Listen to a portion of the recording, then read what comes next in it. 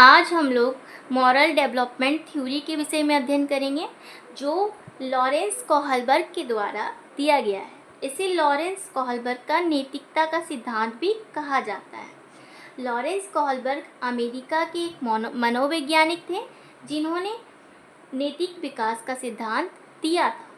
नैतिकता जो है शब्द वो लैटिन भाषा के मोरस शब्द से निकला हुआ है जिसका अर्थ होता है रीति रिवाज और प्रथाएं। हम सभी के घर पे कुछ ना कुछ रीति रिवाज होते हैं, मान्यताएं होती हैं।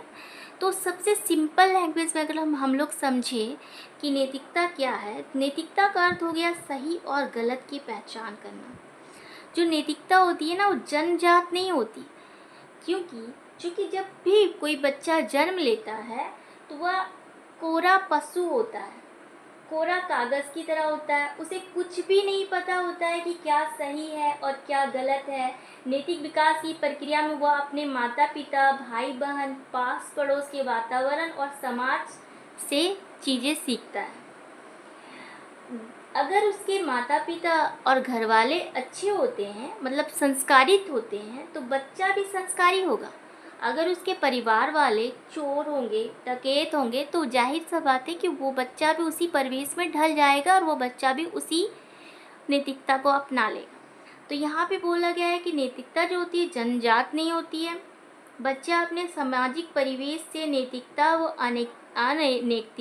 नैतिकता सीखता है। मतलब कि मोरालिटी और मतलब कि मोरालिटी जो भी सीखता है वो कहाँ से सीखता है, अपने फैमिली से सीखता है।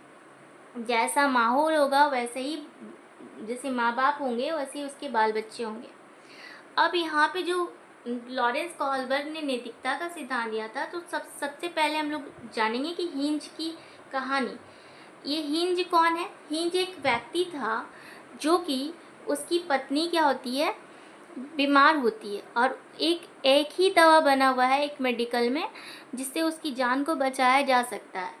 लेकिन हिंज के पास उतने पैसे नहीं होते। जब वो मेडिकल पहुंचता है तो दवा को मांगता है, तो जो दवा बनाया रहता है वो बोलता है कि मेरे इस दवा बनाने में बहुत सारा खर्च लगा है, तो जब तक मुझे उतना खर्च नहीं मिल जाएगा मैं ये दवा किसी को नहीं बेचूंगा। तो अब पैसे तो हिंज के पास उतने नहीं होते हैं।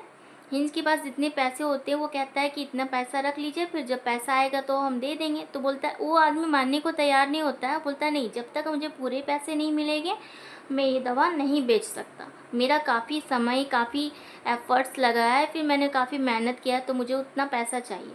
अब हिंज दुविधा में पड़ जाता है कि वो क्या करे। अगर ये दवा नहीं मिलती है तो उसकी पत्नी मर जाएगी, और अगर पैसे नहीं दिया तो वो आदमी उसको दवा नहीं देगा। तो अब हिंज चोरी करने का फैसला करता है कि उसको उसकी पत्नी को की जान भी बचाना है, इसलिए वो चोरी करने का फैसला करता है और चोरी करता है और अपनी पत्नी की जान को बचाता है। तो अब एक सवाल है, क्या हिंज ने चोरी करके ठीक किया? कुछ लोग इसे सही भी बोलते हैं और कुछ लोग इसे गलत भी बोलते हैं। तो हर इंसान की नैतिकता होती है कि जिस सिचुएशन में उसको ये करना पड़ा था, तो एक तरह से वो सही भी था और एक तरह से गलत भी है, क्योंकि चोरी करना पाप होता है। अब यहाँ पे एक वर्ड आया था नैतिक दुविधा, जिसपे हिंस पड़ गया था जब वो चोरी करने जा रहा था। तो क्या सही है और क्या, जब हम लोग सही और गलत के बारे में डिसीजन नहीं ले पाते हैं तो उसी को मॉरल डिलीमा बोला जाता है, नैतिक दुविधा बोला जाता है। जो कि हिंस फंस गया था कि अब क्या करे, चोरी करे कि ना करे। और जब उसका निर्णय निकाल लेता है उसको नैतिक तर्कना कहते हैं। कि हिंज ने जब फैसला लिया कि नहीं मुझे करना ही चाहिए, बाद में मैं जेल चला जाऊंगा और अपनी सज़ा पूरी कर लूँगा। तो जब वो कोई फैसला ले लिया, कोई भी व्यक्ति किसी फैसला को ले लेता है तो उसको नैतिक तर्कना या मोरल रीजनिंग कहा जाता है, जैसे हिंज ने लिया था।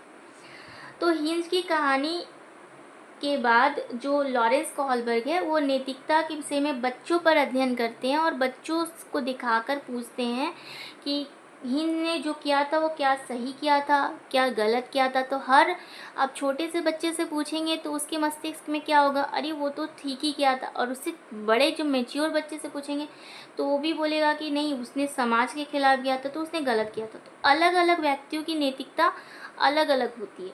तो उसने जो लॉरेंस कोहलबर्ग है अपना जो प्रयोग किया था 1 से 20 वर्ष के बच्चों पर किया था।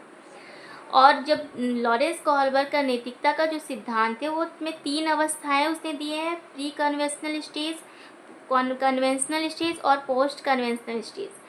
तो इन तीनों अवस्थाओं पर जब उसने विचार किया उसके बाद उसकी काफ़ी आलोचनाएं भी हुई थी। तो पहली आलोचना जो की गई वो कैरोल गिलिगिन नाम की एक महिला के द्वारा किया गया था। उन महिला ने बताया कि जो जो है लॉरेंस कोहलबर्ग है उसने सिर्फ पुरुष वर्ग की को ही प्राथमिकता दी है, महिलाओं को प्राथमिकता नहीं दी गई है। तो ये आलोचना हुई थी। अब हम लोग जानेंगे लॉरेंस कोहलबर्ग की जो नैतिकता है उसकी क्या क्या अवस्थाएं होती है। पहली अवस्था होती है पूर्व परंपरागत अवस्था, जिसको हम लोग प्री कन्वेंशनल स्टेज कहते हैं, जो कि 4 से 10 वर्ष की आयु का बच्चा होता है वो इस स्टेज में आता है। दूसरा होता है कन्वेंशनल स्टेज, जिसको परंपरागत अवस्था कहते हैं, जो कि 10 से 13 वर्ष में की अवस्था होती है। और तीसरा होता है पोस्ट कन्वेंशनल स्टेज, जिसको उत्तर परंपरागत अवस्था बोलते हैं, जो कि 13+ होता है। यहाँ पे लॉरेंस कोहलबर्ग की इसको 3 अवस्था भी बोला जाता है और 3 लेवल भी बोला जाता है, 3 लेवल, स्तर। कहीं कहीं पे आपको स्तर देखने को मिलेगा और इसके 2 सब स्टेजेस होते हैं, या फिर इसके लेवल आप मान लीजिए 2 लेवल होते हैं, सभी के 2 लेवल होंगे। इसको हम लोग आगे देखते हैं।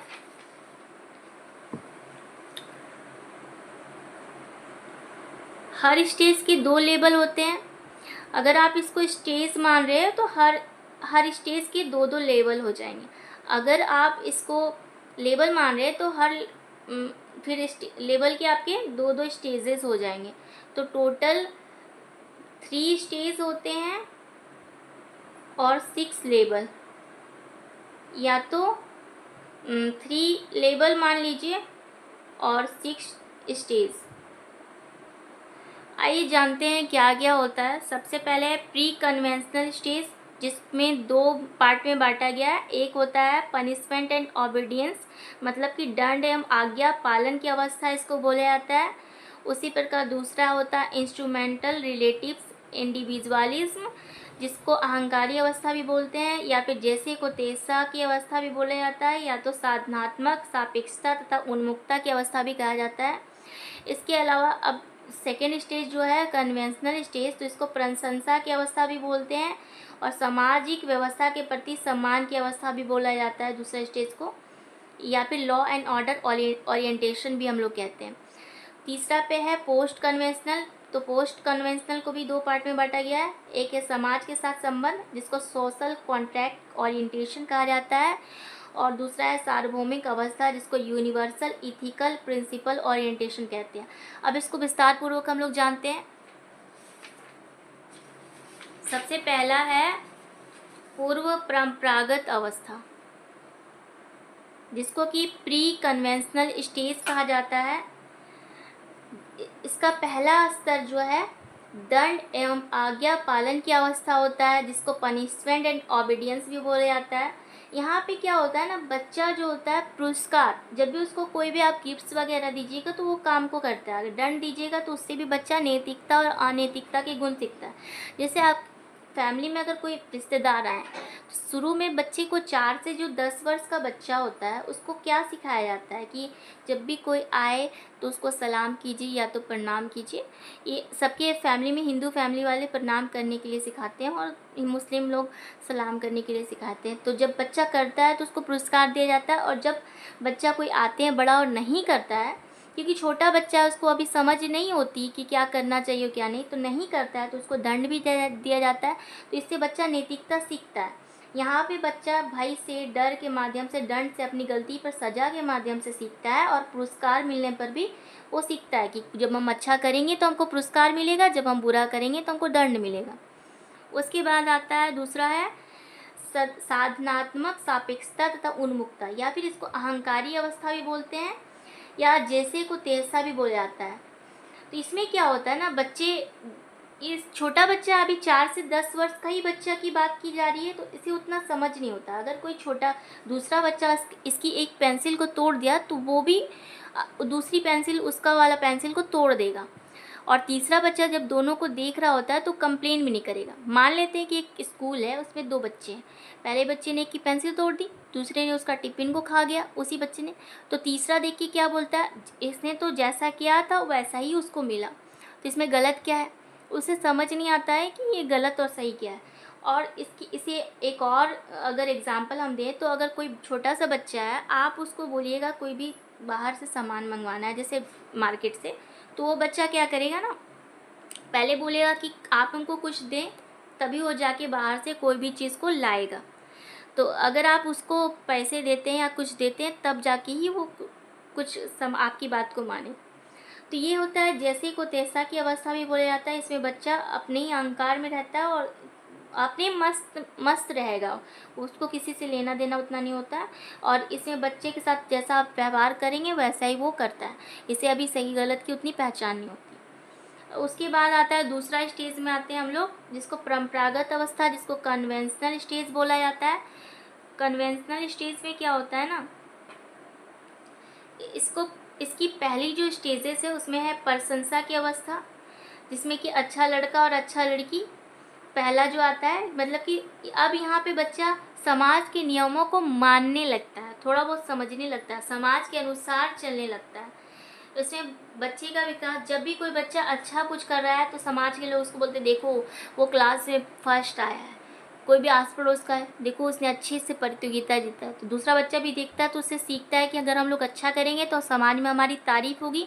और इस एज का बच्चा जो होता है, यहाँ पे आपका 10 से 12-13 साल की उम्र का बच्चा होता है, तो यहाँ पे बच्चा क्या होता है ना, प्रशंसा पाना चाहता है, इसलिए क्लास में भी फर्स्ट आना चाहेगा और मतलब कि सबके साथ अच्छे से, मतलब जितना हो सके प्रतियोगिता में फर्स्ट आना चाहेगा, क्लास में फर्स्ट आना चाहेगा अपने। जब बच्चा मतलब नैतिक विकास की जब उसकी प्रशंसा की जाती है तो ही उसमें खुशी देखने को मिलता है। तो नैतिकता कब सीखता है, मतलब कि उसके वो देखता है कि उसके साथ अच्छा व्यवहार किया जा रहा है, तो मतलब कि प्रशंसा पाने की चाह होती है यहाँ पे। उसके बाद आता है कानून एवं व्यवस्था उन्मुखता, या तो इसको हम लोग बोलते हैं लॉ एंड ऑर्डर ओरिएंटेशन, या फिर इसको बोला जाता है सामाजिक व्यवस्था के प्रति सम्मान की अवस्था। हर जगह पे अलग अलग नाम मिलेगा, तो आप लोग इंग्लिश वाला याद रखिएगा, लॉ एंड ऑर्डर ओरिएंटेशन बोला जाता है इसको। यहाँ पे बच्चा क्या होता है, आप समाज के नियमों को मानने लगा है बच्चा, तो समाज में जो भी ट्रैफिक के नियम होंगे, जो भी नियम होंगे उन नियमों को बच्चा मानेगा। जैसे कि रेड लाइट जल गई ट्रैफिक में तो आपको रुकना है तो वो मानेगा, ट्रैफिक के नियमों का सही ढंग से बच्चा पालन करता है। तो समाज के नियमों के प्रति सम्मान की भावना को दिखाता है। उसके बाद आ जाता है आपका पोस्ट कन्वेंशनल स्टेज। पोस्ट में क्या होता है ना कि समाज के साथ संबंध, समाज के साथ बच्चा, इसमें क्या होता है कि सोशल कॉन्ट्रैक्ट ओरिएंटेशन में जब बच्चा अब खुद निर्णय ले, अब यहाँ पे 13+ एज का बच्चा होता है, 13+ एज का, तो अब बच्चा खुद से निर्णय लेना सीख गया है, सही और गलत को पहचानने लगा है, जो नियम गलत होते हैं उसे वह तोड़ देगा। जैसे कि अगर ट्रैफिक में कोई इंसान फंसा हुआ है और उस दुर्घटना हो गया और पुलिस अभी तक नहीं आई, तो अभी इस एज का बच्चा क्या होता है, उसको नहीं देखेगा कि पुलिस को आना चाहिए नहीं आना चाहिए, वो जल्दी से उसको हॉस्पिटल ले जाएगा। या फिर अगर बच्चे की शादी वगैरह की बात की जा रही है तो उस कि दहेज तो हर बोलेगा तुम अब कुछ बड़े बन गए हो, पैसा कमाने के लायक हो गए हो, तो दहेज ले लेना चाहिए। तो इस एज का बच्चा क्या होता है, नहीं दहेज नहीं लेना गलत बात है, तो गलत बात ही मानेगा। कुछ रीति रिवाज गलत भी हो सकते हैं, यहाँ पे वो निर्णय खुद लेना सीख जाता है और सही गलत की उसको पहचान हो जाती है कि जो समाज के लिए बुरा है वो बुरा ही है। उसके बाद आता है सार्वभौमिक अवस्था, जिसको कि यूनिवर्सल इथिकल प्रिंसिपल ओरिएंटेशन बोला जाता है। यहाँ पे पूरी तरह से बच्चा मेच्योर हो जाता है और नैतिक विकास की जिम्मेदारी अब उस पर आ जाती है। अब वो अपने विवेक के अनुसार कार्य करने लगता है। वो मानवता के लिए जो चीज़ सही होती है, सार्वभौमिक हित के लिए जो सही होती है उसी कार्य को करेगा। अब देश के लिए, राष्ट्र के लिए जो भी चीज़ सही है वो चीज़ को मानेगा। जैसे महात्मा गांधी के विचार जो अच्छे हैं उस चीज़ को वो मानता है। भगत सिंह जैसे महापुरुषों ने उनके अंदर इस एज में थी कि देश के लिए कुछ करना है, मर मिट जाना है, तो उन्होंने फिर देश के खातिर कुर्बान भी किया था अपने आप को। तो ये चीज़ है कि सार्वभौमिक अवस्था में बच्चा नैतिकता को सीख जाता है कि अब समाज जो भी उसकी मानवता के लिए, जो यूनिवर्स के लिए, सार्वभौमिक सबके लिए बेहतर होता है, वो इस क्षेत्र में काम को करेगा। अतः इस प्रकार हमने जाना कि नैतिक विकास जो कि लॉरेंस कोहलबर्ग का दिया गया थ्योरी था, उसमें 3 स्टेजेस और 6 लेवल बताया गया है। और इसमें आपका सीटेट में भी क्वेश्चन वगैरह आता है कि अच्छा लड़का और लड़की किस स्टेज में आ जाता है, तो ऑप्शन दे देगा conventional, pre conventional, post conventional. तो आपको एक चुनना होता है। तो जानेंगे कि कन्वेंशनल का पार्ट 1 लेवल 1 में आता है, तो आप उसमें टिक कर लीजिएगा।